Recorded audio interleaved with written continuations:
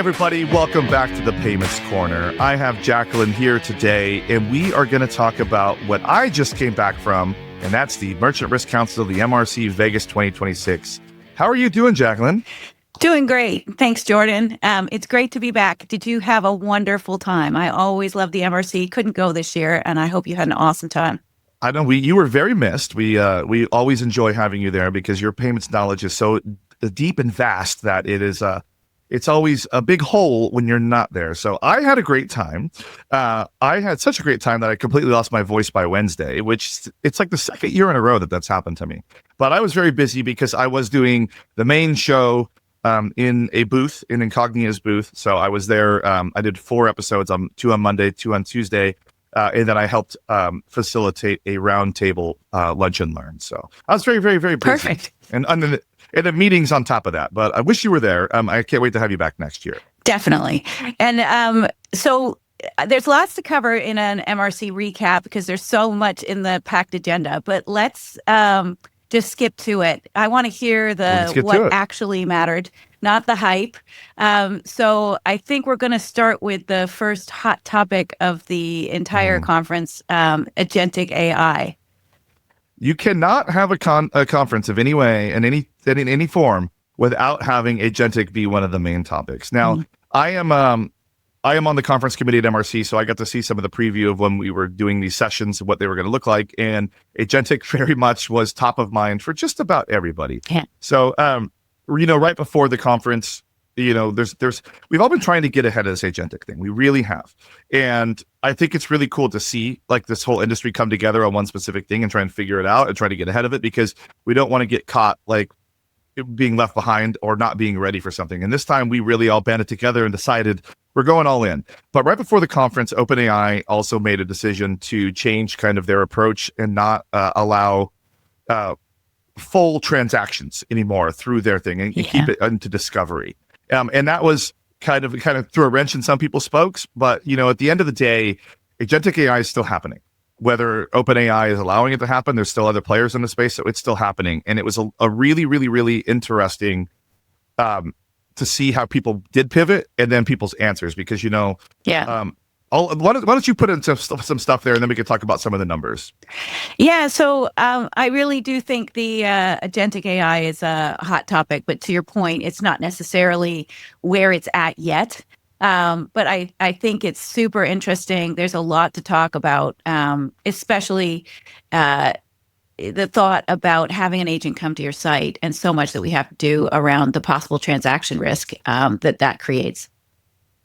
I think that...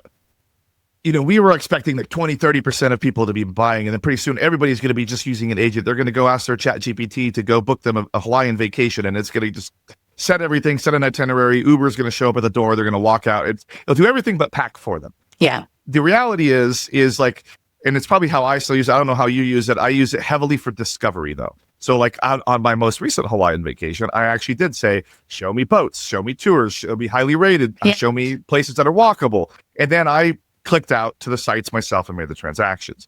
That seems to be what the majority of consumers are actually doing with it. About 1% of consumers are actually, a little less than 1% are actually doing transactions. So do you have any thoughts around that? Absolutely. I think we're really sort of talking about what will happen still. And discovery is really where it's at, being available in Google or in so Google's Gemini or in obviously ChatGPT. For discovery, we've seen massive adoption, right? But when it comes to actually putting money and automating payments, it's still like there's no ability for the regular consumer to build an agent yet. There's no tool, there's no interface. And I think until we have an actual user interface that you can build your own bot and agent comfortably, or one that's just pushed to you by ChatGPT or Gemini that is an easy extension of their service, consumers just won't do it. It's still in the realm of engineering and the very, very tech savvy. And you've seen a couple of different companies, like a couple of the different AI companies try to approach it with using like virtual cards to like make it so they're the ones making the transaction, but they found out real quick what merchant of record means. And they changed their tune quickly on that. And I think that, the discovery out is still going to be the thing. But to your point, like I'm on the merchant side and I still want my products to be listed when someone is doing discovery. So it used to be, block the bots. And we've had so many of these episodes, and I don't want to just beat a dead horse on saying like bots are now good and all those things. But that's the real takeaway from this conference is segmenting the traffic to what you want these agents to actually be able to do, how to discern the agents, how to trust the agents. And thankfully, there's a lot of companies that are doing it because there's two approaches that I think are going to really settle in on when it comes to agentic actual commerce. It's going to be the protocols or direct. Are you going to allow the agents to make a direct purchase on your site? Or are you going to allow it to go in through a protocol or for whatever safety that might bring or ease that might bring? Right now, I'm choosing to allow direct agents on my site. Certain ones I do allow to transact, but that is something that we are watching. And I think that everybody else is watching because so much of the identity is stripped out.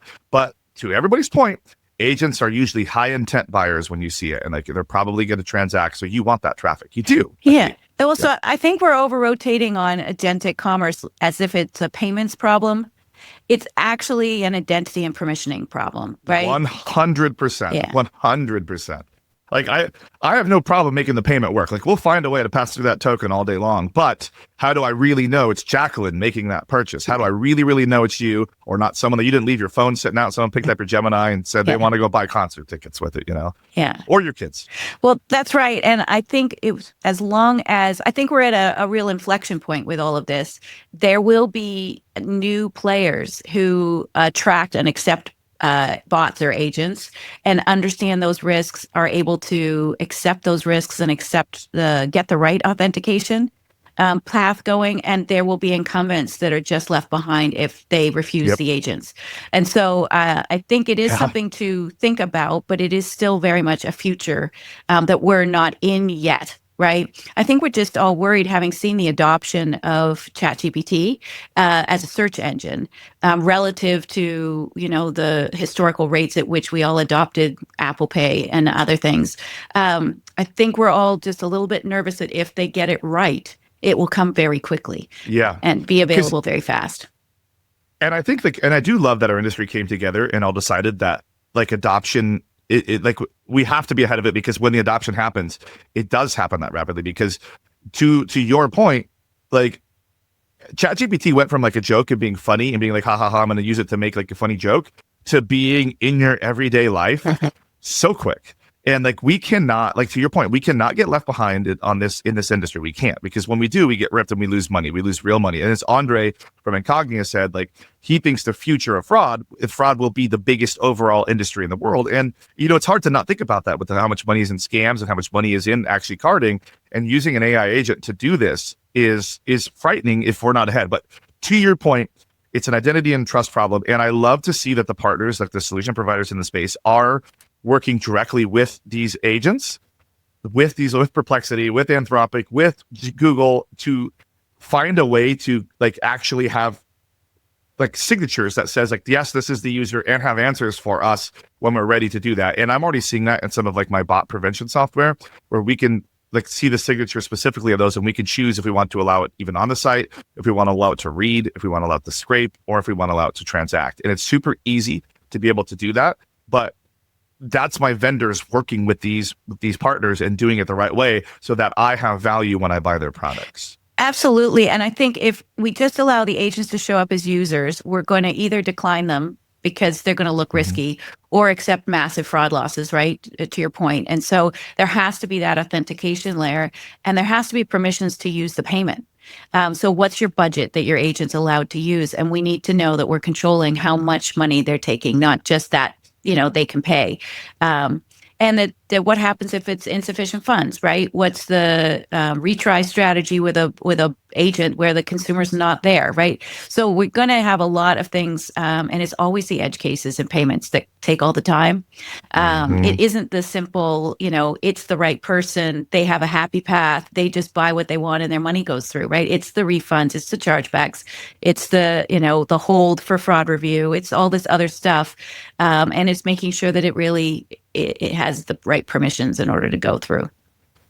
Yeah, there's an episode that has just come out too of the show that we talk about like how to set your exact measurements in an agent so that when it goes out, it knows to like actually buy the right size. But I could just see like I anticipate, like, we've been focused on this refund fraud or refund abuse, but I think actual refunds are going to spike too Yeah. at the beginning of agentic commerce, when it's just going to buy the wrong, it's just going to buy the wrong thing at first. Like, it's never going to be perfect. And I think people need to really understand that. And merchants need to understand that that's going to happen too, and come up with a strategy there. Well, so the funniest story I've heard in listening to the AI podcast and keeping informed is that one of the engineers built himself a bot to help him with his exercise and physical fitness.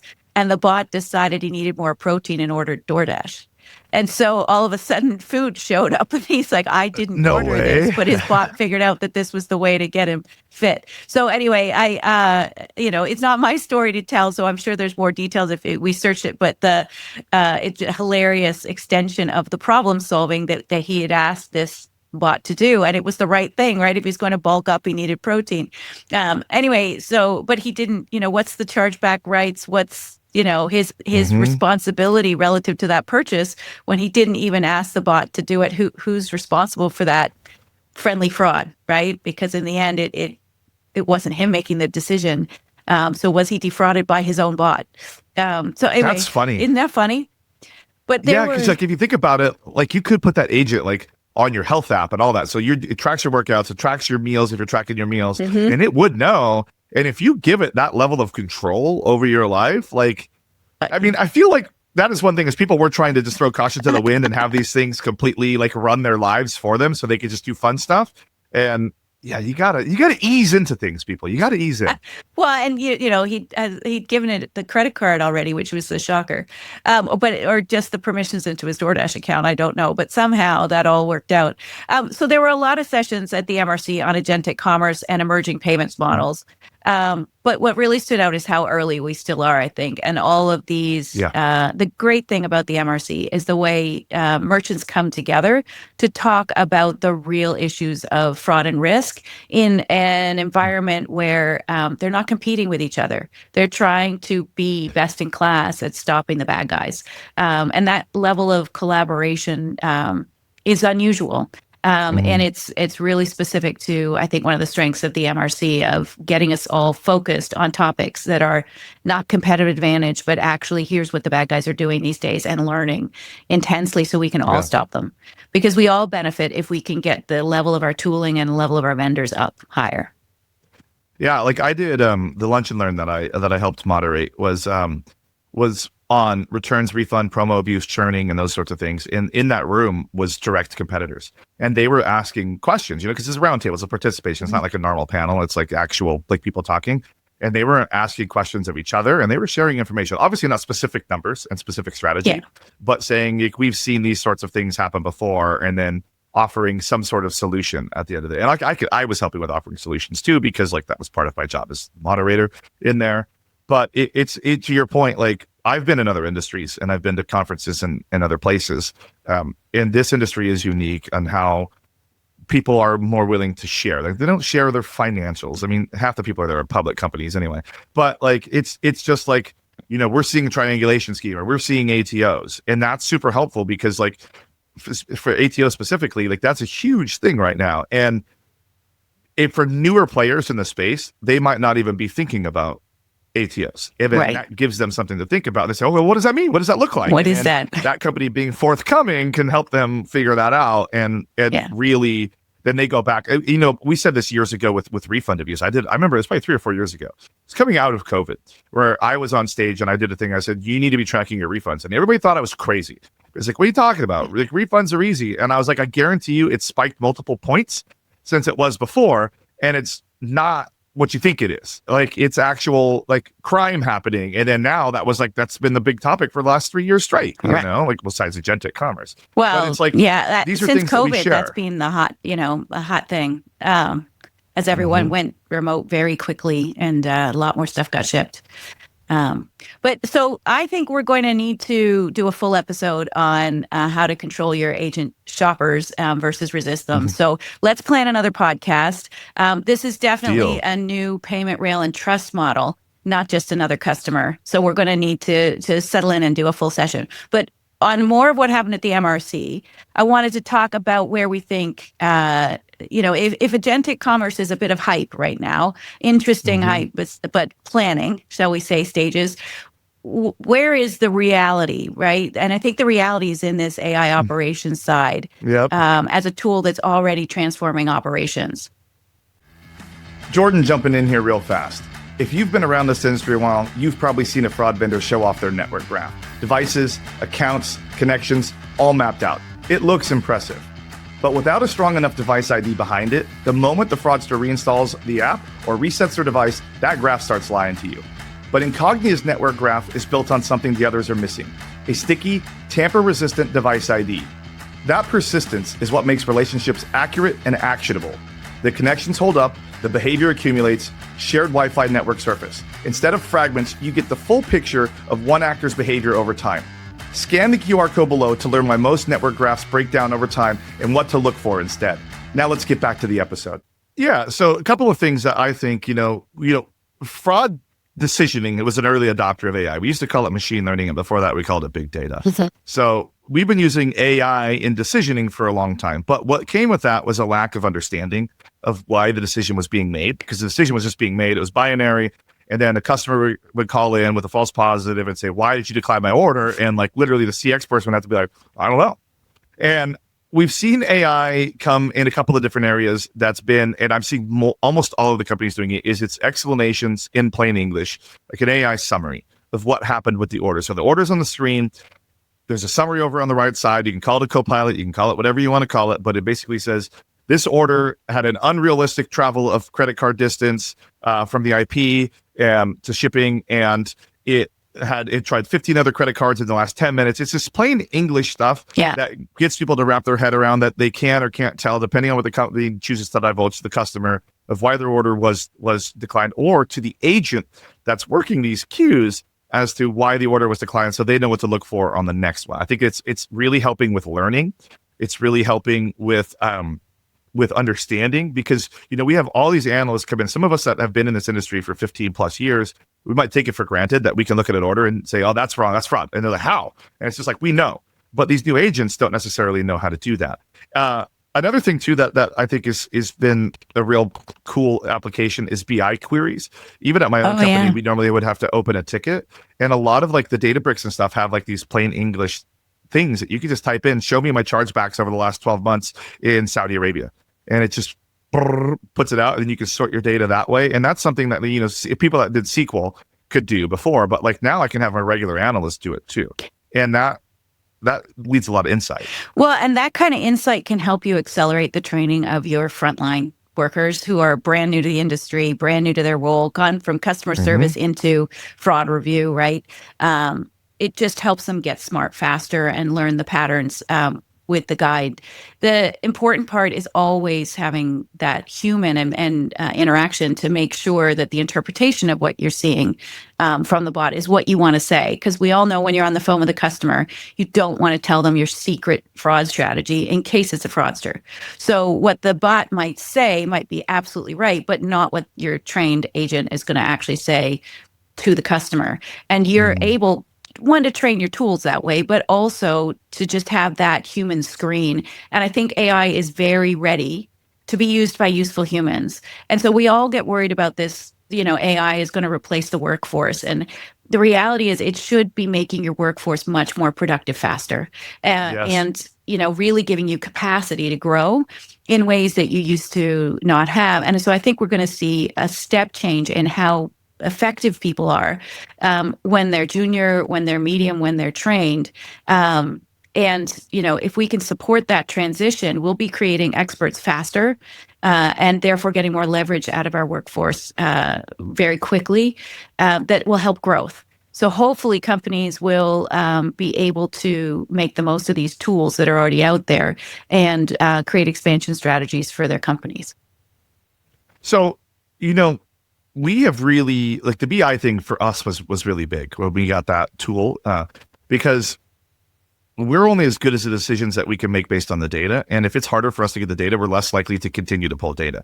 Now, when we could get that like wild hair up our booty, as they used to say, we can really go down these rabbit holes with this data and this analysis, and then even dumping it in Gemini to say, what should I be seeing here, is super, super helpful. And it's really like expanded my team's ability to be really responsive and really rapid when we see things happening, like on like the hotspots pop up in countries or refund abuse or all these sorts of things, because we have the data at our fingertips.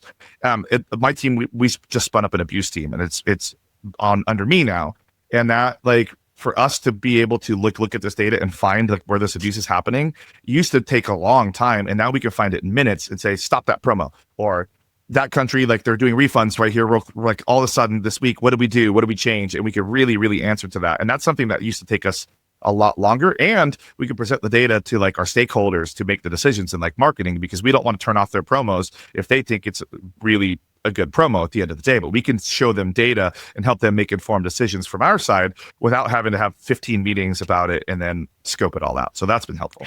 Yeah. And I think at the MRC, the sessions like redefining the analyst role in the AI era and the humans in the loop really reinforce this shift to how we're able to do so much more as fraud professionals with this AI in operations.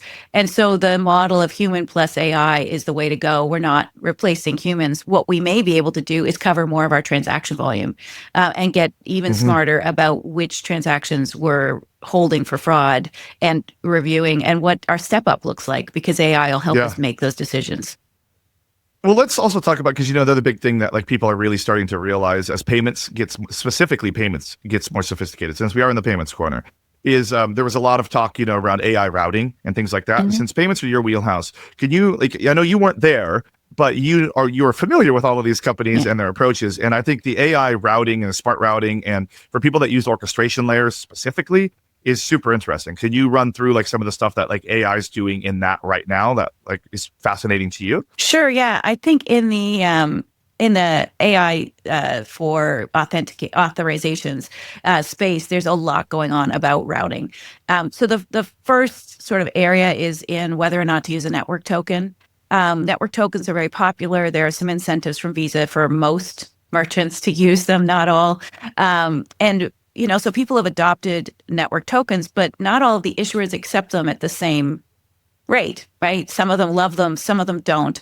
And some of them are issuing them and some of them are not. So that ability to intelligently choose whether or not to put a network token on a transaction in the payment space is really helpful, and something that acquirers are able to do. And they're using AI tools in the background, or at least machine learning, or fancy models at the least, in order to make those decisions of whether or not the acceptance rate will be higher or lower with the PAN versus the token.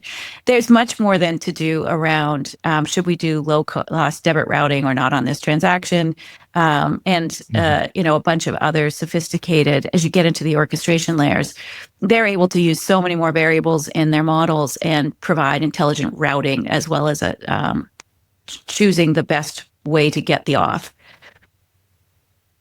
So let's talk a little bit about another thing that is happening there. And we're coming back to it, and AI is going to be involved in it in a little bit. But let's talk about scams, because those are also a big focus.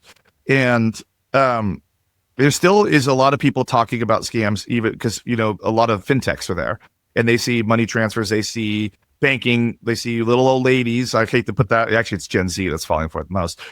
Transferring money out and sending Zelle payments to where they shouldn't go. So scams, they tend to be more losses than chargebacks. People lose like $1 million at a time. I've had other episodes like with actual police that do investigations talking about how people lose $1 million at a time. So the biggest losses now are scams versus chargebacks. For companies in that space. And AI is accelerating it, because you don't get the email anymore that everything's misspelled. You just don't. And the grammar's text right. Messages, right? You have real time. Yep. Yeah. And it's real-time conversations. Like, you could be getting a text message or a WhatsApp message, and you're typing back and forth, and you may or may not realize you're talking to a chatbot. But there is some cool stuff that's happening in the prevention space. So there's a company called Sharp Security. They've been on the show before, but they are using agents. Now, agents in a different frame now. Not an agent making a purchase, but an agent assisting people doing the prevention. But that will trying to talk people out of it. So that's a cool product that's coming. Also, we're seeing for customer service people, the agents telling them what to say next based on the conversations, giving them like, okay, now you say this, now you say that. And it gives you options like, are they in distress? Are they just trying to make a payment? Like, ask them if this was an inbound call. Have they ever talked to this person before? Have they ever seen this person? It asks really cool questions, but it keeps building on that. And it's an AI that's literally spent its entire existence trying to talk other AIs out of it, so it knows where to go. Nice. So that's pretty cool. Yeah. So I think with scams, fraud isn't just about breaking into our systems anymore. It's really about convincing good users that are already authenticated to do bad transactions. And that means it's very difficult for all of our fraud tools to detect these scams. And it's the right user, it's the right IP, it's the right biometrics. It's social engineering. Yeah. And I think the crazy thing is we've taught everyone how to watch for phishes. And the perfect phishing is now possible. They can get all this information off of LinkedIn. They can get into your vendors' email systems, and they can ask you for a payment right in a chain of emails you are already a part of. All they have to do is change the routing information, right? And everything looks perfect. So the scams are getting real, and the need for companies to take them really seriously. It's actually not, it used to be employee fraud was the biggest way people would get hurt all at once. Now it's actually good employees doing what they think is the right thing are actually the huge attack vector.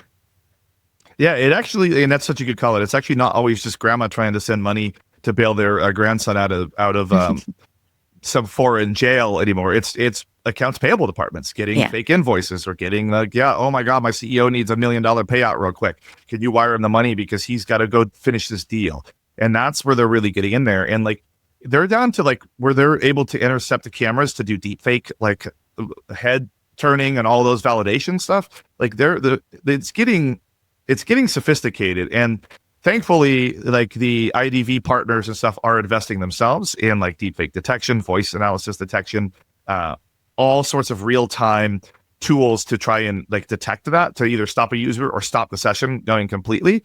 Like it's coming at everybody from all angles these days. Oh yeah, it really, really, really is. And we trained people to spot the bad phishing.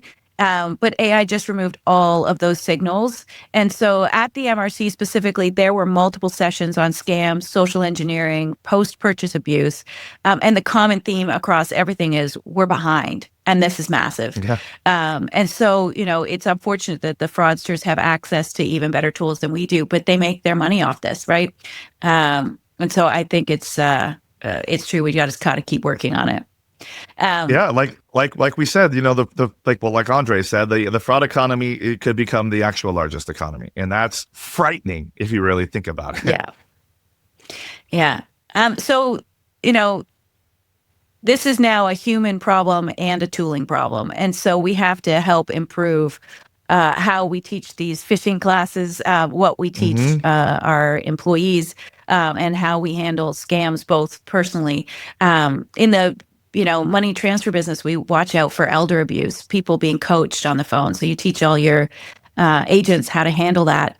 But the more we can tool them with AI capabilities so that they can interpret the voice and interpret the call, the better, because you would hate to have a junior call center agent just not spot, the victim in the fraud. Yeah. You got to AI the AI. That's the only way. Exactly. It's the only way these days. Yeah, exactly. Should we talk a little bit about first party misuse, because it's still a thing. Liar buyers all day long. Yeah, we got to get those liar buyers. Yeah, actually, one of the networks just reached out to me this week and asked if I would do a liar buyer session at the next MRC coming up in the fall. Would like to do that, but I don't know if I'll be able to. But that's how big of an issue it is. Is even they're still on it. And actually, one of the networks said about a year and a half, 2 years ago, that 74% of all digital purchases, fraud claims on those were liar buyer. Wow. And a lot of it is, so that's a huge number. We actually, coming to the now, it's actually probably closer to 90%. And a lot of that is Roblox chargebacks. No, just kidding. But it's that type of thing. It's household use of the credit card, not necessarily always the buyer, but the buyer does engage a lot more, especially in trying to get refunds. And if they don't get their refund, they will then charge it back to try and keep the item and get their money back. We see that quite a bit, but it's like coming out of COVID, consumers really learned how to game the system, and the networks are trying to give us tools to combat it. Compelling evidence 3.0 was one. I personally like compelling evidence 2.0 better myself because there was no time limit on the previous undisputed transaction. Yeah. But I understand that Visa has two sides of the coin. They have a consumer and they have a merchant that they have to worry about. So we got to take what we can get, but there has been some updates a little bit that they're doing to address us. Now it's on the VBR, the Visa note board, but there is a upcoming update to Compelling Evidence 3.0 that they are going to do cross merchant, same acquirer visibility on disputes. So if someone has on your same acquiring partner also done a dispute and that has matched, and they are now on yours trying to do something, you will be able to get Compelling Evidence 3.0 coverage on that. Now, you need to talk to your partners, your PSP partners, about the specifics of that and how to go about that, because the information isn't fully out there all the way yet, but that is coming. And hopefully that will help us in the fight when they're multi-merchanting and abusing the system more. I still am, and I've said it at the show, and it is my opinion only and Jordan's opinion only, but I don't think we're going to have a real change in this consumer behavior until there are financial penalties for them abusing the system. I am of the person that believes that if a Compelling Evidence 3.0 case is won, there should be some sort of penalty to the consumer, whether that be an amount of times they've done it, they should get their account shut down, or financial. Well, and then we realize that a lot of these rules are about the merchant community because they can't really police all the issuers. And so the card, the card holder is still king. And we forgive them all kinds of abuses of the system that we probably shouldn't. But, as merchants, we generally built our systems to stop the fraudsters, with the biggest losses now coming from customers, people that transact for 6 months and then go and turn it all back. So I think it's super important that we continue to use AI tools to identify them. And there were also sessions at the MRC on returns fraud and refund abuse, a $700 billion problem that really needs attention. I think that number is low. Yeah. It is crazy how much abuse there is in the system, and still no penalties for the bad actors. So until the issuers act, this remains a merchant problem, and we're just in it to win it. So I want to hear from your opinion on the MRC. What was happening in payments? What was the hot topics? What was, the real deal in payments?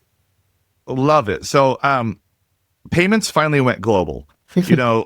We've been talking about global for a long time, but people are finally really starting to have a real strategy that's not just cross-border all the things.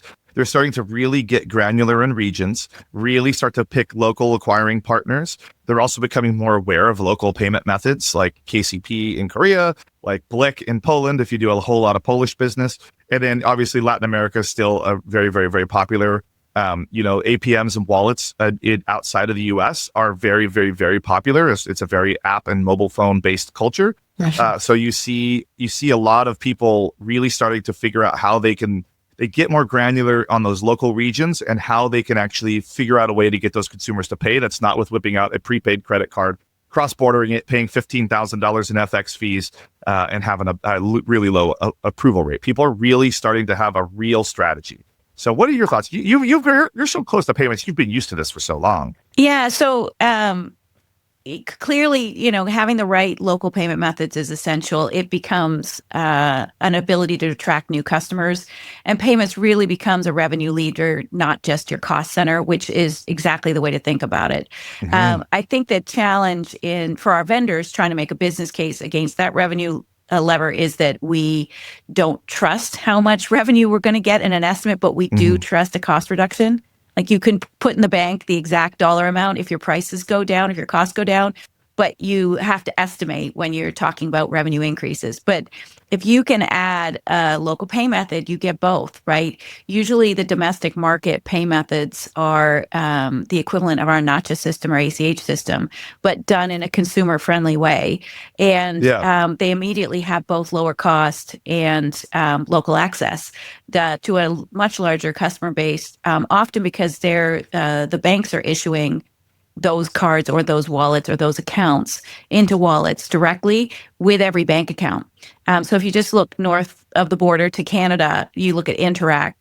While it isn't an e-commerce enabled brand yet, it does operate much like a lot of these other networks. In its ability to, it's issued with every single bank account. It's local. It costs a lot less than Visa and MasterCard cards. And, if it really matters to both your P&L, if you can add these local payment methods, both from an access to more customers and a lower cost. So Yeah. the sessions at the MRC on global payment strategy and alternative payments made it clear you really do need to be focusing in on a lot of these local payment methods. Yep. Pix is always the hot one because it's like the easy, low-hanging fruit. It was such a real known brand in such a market that people have been really trying to crack for a really long time. So, Pix is always going to have something there, but like there's so many more. And like APAC, is like the king of the wallets. They have so many different wallet payment methods like Grab, Alipay, WeChat Pay, all these things that are super known there, but not so known here. And as all of these merchants, as we're looking at, a lot of merchants are just, it's global is the nature of their business now. Like it's just what happened coming out of COVID. The world kind of globalized and people are really starting to focus in on these things. And it's really cool to see, and like some of like the struggles that people have is like how, because you can't do, like there's rules about this, everybody. Like you can't just turn on a certain payment method. Sometimes you have to have a local business, like with an address, with a phone number, with employees in the area. Sometimes you have to have local bank accounts. So there's a lot of nuances that go into these. So you have to really look at it and there's partners that can help you with that. But one of the things that people are really starting to embrace again, it existed before, it went away, and now it's coming back, is like payment orchestration layers that can get them access to these things like in one click and handle some of those smaller details around what it takes to have these payment methods. And so a lot of people I see a lot more multi-acquiring happening, and then a lot more orchestration layers to plug those multi-acquiring into, and that then gives them access to a vast amount of APMs, alternative payment methods, and localization efforts as well. Well, all of that localization is really a boon for this orchestration tools. They've been, trying to sell in as gateways or back to your backup acquirer. But the challenge is you don't need your backup acquirer until you need your backup acquirer, right? It's only They're only getting the problems, they're not getting the sales. With local payment methods, the complexity that merchants are facing is so much higher that orchestration's seeing its day, and really is the way to go to be able to do it. But it's about the decisioning, the intelligence that can be in that orchestration layer. But if you can't track it back afterwards, if you can't find the settlement and you can't see a single reconciled, set of revenues at the end of the day, you're not really optimized. You're just, your poor accounting team's kind of fishing, or your folks that are doing your invoice reconciliation are just dying out there trying to manually, pull things back together somehow, hopefully with their own AI tools. Thank you to Gemini in their Excel spreadsheets, but it's a mess. So orchestration really helps if you're going global. We should probably do a full dive on this though. Like this could take a whole session. Your payments geek over here. I can really go at this one. So why don't we try another podcast on this one? Yeah. You know what? We should do one because I think with orchestration being such a hot topic, we should do a deep dive into what it is, how it works, what are the benefits of it, and all that fun stuff. And then what really comes out when you do a full orchestration. So we're doing it. We're doing awesome. It. Yep. All right. So let's talk a little bit. There's still IDV partners everywhere. IDV still the big thing. Sorry, my dog just ran out and decided he was going to bark. But IDV is still a big thing. Obviously, as deepfakes and in the rise of like just AI generated stuff, like getting identity right and getting trust right is become more complicated. So it's cool to see more and more companies start to embrace some sort of IDV. Now, that doesn't mean holding up an ID and turning your head. Like I just bought a car on Carvana the other day and I had to do all that. It was really cool. I still bought the car in 15 minutes. Worked really well. But you're seeing more of that, like being embedded in services and stepping up when needed. And then also biometrics still being the core, like you can have a phone plugged into a device farm all day long, but there's certain tells that you can still tell if it's really being used, if it's really the person, like how they gate, how they hold the phone, how they type, how they there's so many things that can be gleaned from some device intelligence that's there's more investment going into that. and then obviously everybody partnering with like their LLMs to try and bridge the gap between stitching all of these different things together. Well, and I think identity is becoming the control layer for everything, right? The fraud, payments, and AI. But identity validation systems really need to figure out how they work with this ecosystem. It's not about identity on its own anymore. It's about identity as part of your decisioning across your fraud system. And I've always been about move this higher up, right? I want to know who you are when you create your account. The first time you download the app or you hit the website, you provide a phone number, you provide an email. We should be making decisions the second someone shows up. And if we need their identity, we should be stepping up and validating that identity early in the process. Yeah, and I think that's, the whole, they call it user journey, customer journey. Like looking at different parts of that customer journey is becoming more popular. I've been saying for a long time that some of these fraud tools need to sit at a CDN level. A couple of them do, a few of them do right now, but some of like the legacy players need to start developing some sort of CDN integration that they can see more traffic than just when they click checkout, so that we can do step ups or step downs. Like if we don't need to be, like if we normally would prompt a 2FA, but we know like for certainty that it's that person, maybe we don't need to give them friction, it's just Jordan coming back buying the same stuff he buys every single time, the same computer, same IP, same everything, same product. Like maybe we don't need a 2FA American Express on my app that I do from my same phone every morning every day. At the same Yeah. but also like more companies are embracing passkeys too, and I still think that passkeys are a really, really, really cool like thing to get biometrics involved. Oh, you are Mr. Passkey after all, right? I am. They do call me Passkey, like good old Laura over there when she messages me, calls me Passkey. Well, there were very strong discussions on passkeys and authentication modernization, especially focused on account takeover and phishing at the MRC. I do think I did one in the booth. You did. I saw it, and I was going to say that. And so passkeys are one of the few things that improved both security and conversion at the same time. So tell me just a little teaser for your other podcast you did at the booth.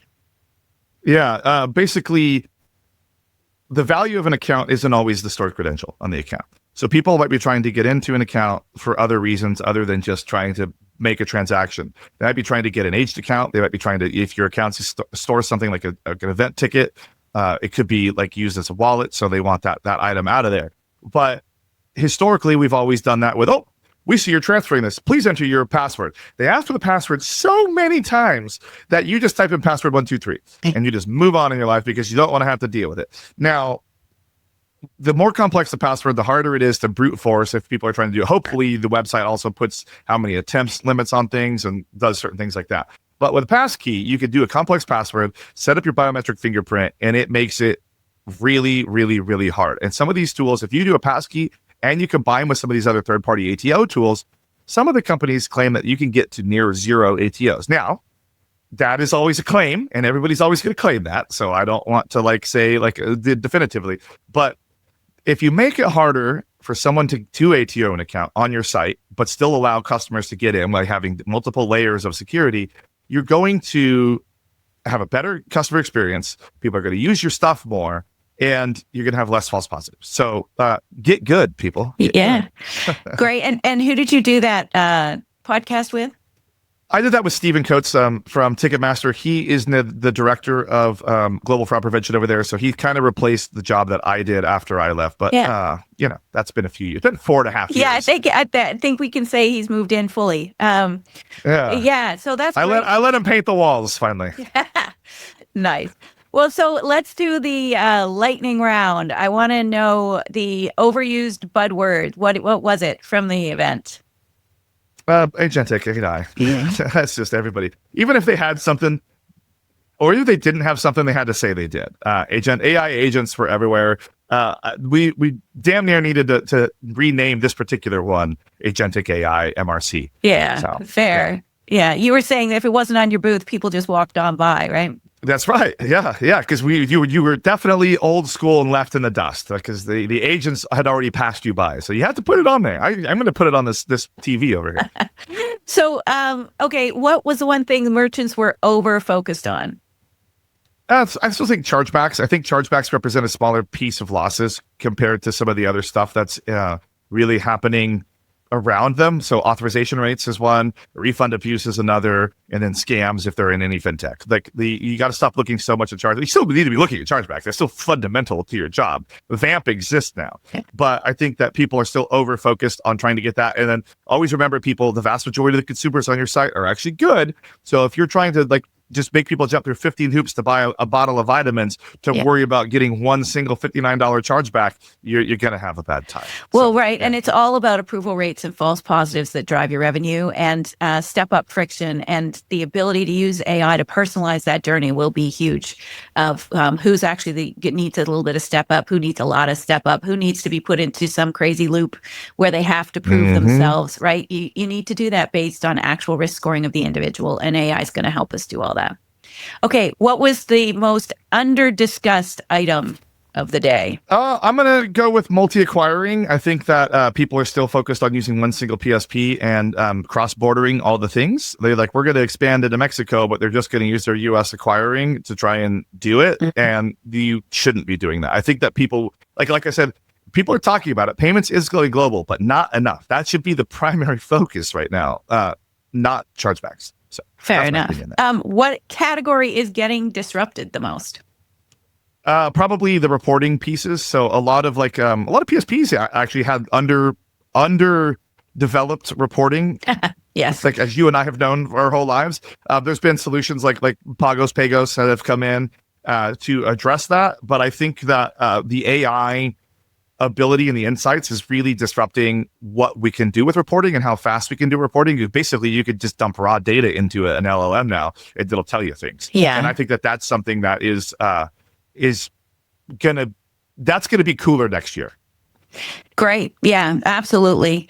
What was the biggest disagreement you saw at the conference? How real agentic commerce is. Everybody was like, "You're ready. Everything's gonna be bought with an agent on your site," and it's like, no, it's really not. It's not. Maybe in a couple of years, but right now, it's not. It is. So people want to say it is. Like merchants want to say it isn't. Everybody wants to have a strategy. Everybody has a different kind of approach to a strategy, but still kind of the same. As most of them are partnering with the LLMs to come up with that strategy. But it's just like we had a whole agentic AI conference without the actual traffic that's yes, right, where it's still an idea. Okay, so what at the conference was the biggest thing that changed your mind? AI fraud is really coming at us from all angles. I think that it's when you really look at it and all the different pieces, like you may not have to worry about scams on your site, but when you look at how AI is coming at scams, how AI is coming at refunds, how AI is coming at promo codes, how AI is even coming at changing user agents to trick device ID, it's kind of scary. And thankfully, the companies are really looking at this and finding signals. Grounding things in reality is one that people try to do, but it's scary how fast it's coming. And like we never see it until we get roasted. And that's frightening, which it typically was like we would look at chargebacks to find where things were happening, but we got better at catching it as AI improved. But now it's so far ahead of us that we can get smoked before we even see it at all. Like it can happen in one single day. So, all right. So what I'm hearing is AI tools are real. The agentic is the future. Fraud is a human problem, not a tooling problem. And payments is now your revenue engine. So the winners will still connect this fraud, payments, and identity into one real-time decisioning system. And I'm looking forward to that. It's been my mantra for a long time that the identity, fraud, and payments is all one topic of customer experience.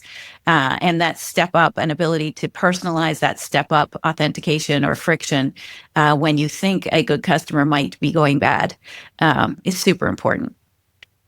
I agree. And for everybody else that has FOMO, which you should have FOMO if you weren't there, because it's awesome. It's a lot of fun. It's 4 days in the desert amongst your peers, learning, having the time of your life. There's stuff out there happening, but there's just a lot of networking that really, really exists there. And it's one of those things that you might think you have a career in fraud and payments, but you don't realize how much of a career you could have until you attend the MRC. So for those that have the FOMO, there is another one coming up in September in San Diego. And then obviously every single year in March, we do this at the Aria in Vegas, where we've been for 15 years. So go to merchantriskcouncil.org to see the dates and times, get registered. And then I hope to see you at one of them, because I go to all of them. Well, Jacqueline, thank you for your time on this. I had a super good time recapping the MRC. I can't wait to see you there next year. I will be there. Talk to you soon, Jordan. Earlier, we talked about why most network graphs have a serious blind spot. Here's what that blind spot might actually look like in the real world. One person working from a single location, cycling through devices, cloning apps, spinning up account after account. To many fraud tools, that could look like dozens of unrelated signals, different devices, different accounts, no clear connection. But Incognia's network graph sees it differently, because it's built on persistent device ID, one that survives reinstalls, resets, and tampering. The full picture stays intact. One fraudster, one network of devices and accounts, all coming from one physical location. To learn more about Incognia's network graph and device intelligence, scan the QR code below, and thank them for being today's sponsor. We'll see you next time.